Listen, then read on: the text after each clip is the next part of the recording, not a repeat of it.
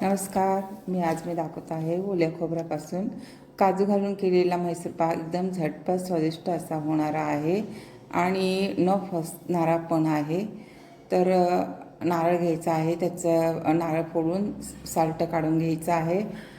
खोबऱ्याचा खीस, साय आणि साखर समप्रमाणात घ्यायचं आहे आणि एकसारखं मध्यम आचेवरती मिश्रण मिक्स करत राहायचं आहे, ढवळायचं आहे म्हणजेच. आणि घट्टसर असं झालं की तूप लावलेल्या ताटाला किंवा ट्रेमध्ये टाकायचं आहे.